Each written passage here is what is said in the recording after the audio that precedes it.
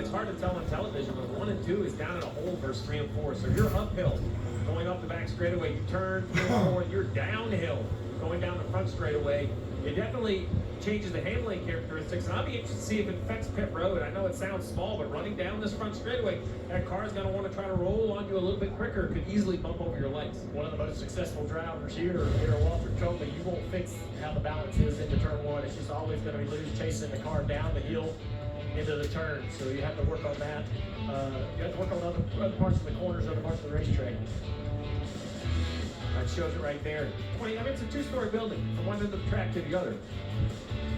It's hard to imagine to see it on TV, but then you get here in person, you look down there and you realize just how much it drops off. Go inside the race with NASCAR Driver Cam, presented by Straight Talk Wireless.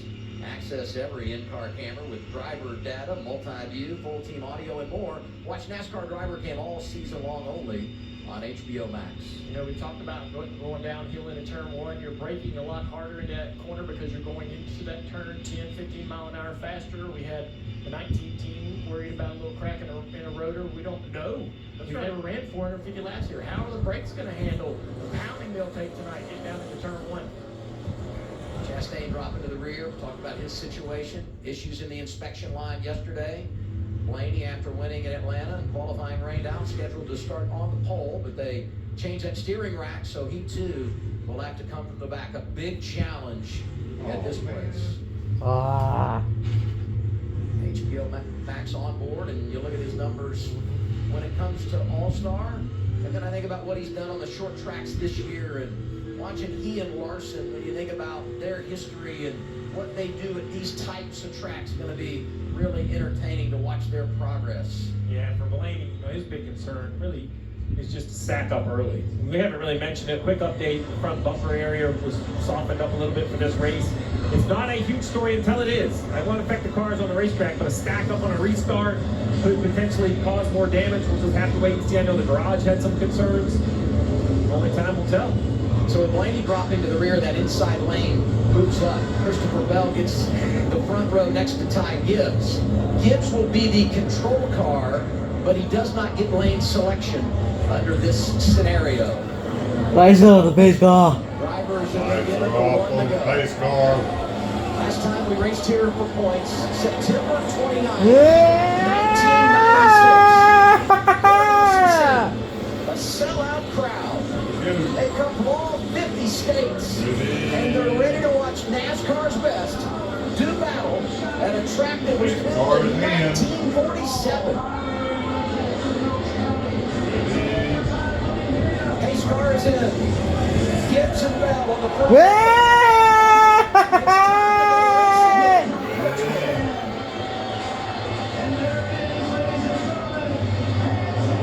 Green flag is out. Boogity, boogity, boogity. Let's go race tonight. No, it's Wilkesboro Speedway! Yeah.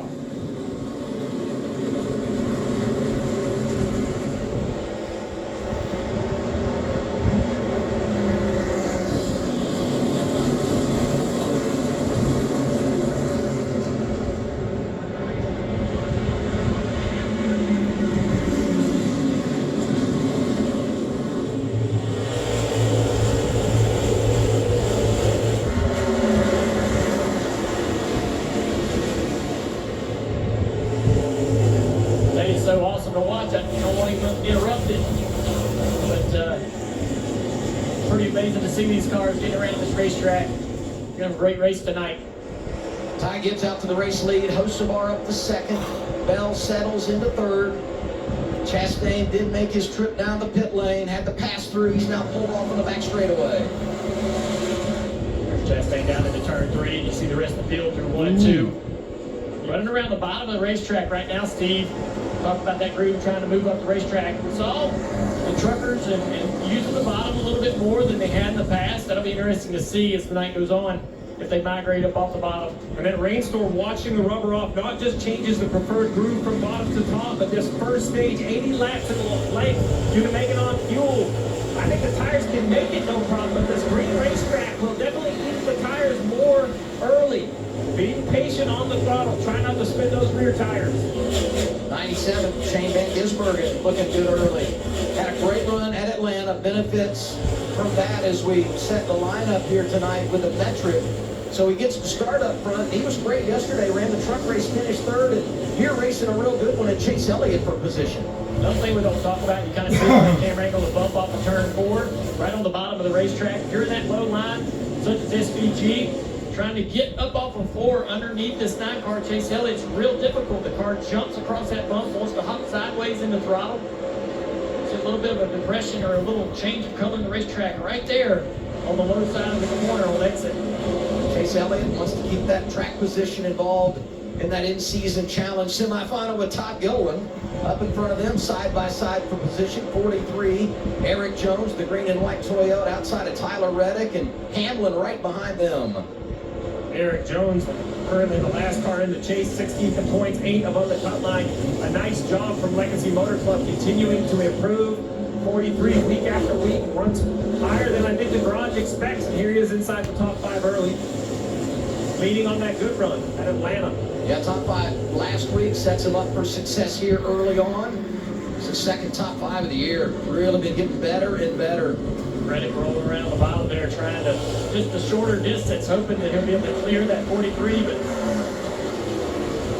a lot of good speed on the top of the racetrack right now for Eric Jones. Trying to hang on. You see it bump, the 45 car goes through, upsets the car just a little bit. And this is where the patience really comes into play. Because right there, the 45 just thinks he's going to be clear, but he can't come off the corner far enough.